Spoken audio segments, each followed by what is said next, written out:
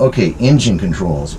First, let's talk about carburetor heat. This is a 1979 airplane, and it's an older model, so it does have carburetor heat because this airplane has a carburetor. Fuel-injected models, the newer Cessnas don't have it, but this does, so I'll explain how it works. Usually, it's just used for landing. When you're coming in for a descent for landing, you'll pull it out, and you'll leave it on all the way through touchdown. That's what the Cessna 172 manual says for this airplane. So what it does is how air enters the carburetor on this airplane. There's an inlet right on the front of the cowling underneath the propeller. Okay, these carburetors are susceptible to icing because we do fly through rain, we fly through clouds containing moisture, right? And because we're at higher altitudes where the air temperatures are cooler, this carburetor is susceptible to icing up.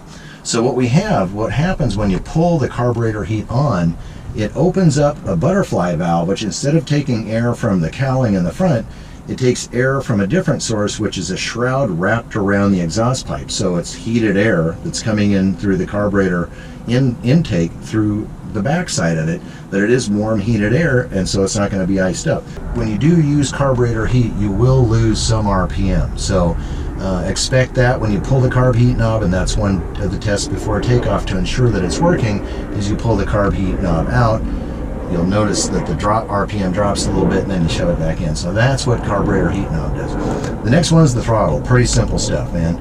Shove it forward for takeoff, that's it. Full power and idle. So those are the two things. When I say I'm adding power, that means I'm just shoving the throttle forward and more increasing the RPM, adding power, adding power. So when I say add power, add power, add power, add power, that means I'm continuously shoving it in increments at a time. If I just say full throttle, that means all the way in. When we start doing slope flight maneuvers and a lot of the other maneuvers where we have the flaps hanging out, the throttle is going to control our airspeed, right? So we're going to be using this throttle, just used all the time. So when I'm saying, like I said, adding power, removing power, that's how that works. So in a nutshell. Okay, the third one is the mixture. So because this is a carbureted airplane, because we fly at different altitudes, this is based when the mixture is full in, that's called full rich. So that means that the ratio between air and fuel, let's just call it 50-50, right? So you got 50% air, 50% fuel. Not what it is, but it's just easy to understand that way. What this is it controls the fuel to air, the amount of fuel that's mixed with the air in the carburetor. When it's pulled all the way out, that phrase is called idle cutoff. And how this works is you have to push the button with your thumb to move this, because if you did grab this instead of the throttle and pulled it out, the engine will quit. There's no fuel when it's all the way out, no fuel provided to the engine. When we're taking off, it says mixture full rich. This will be pushed all the way in.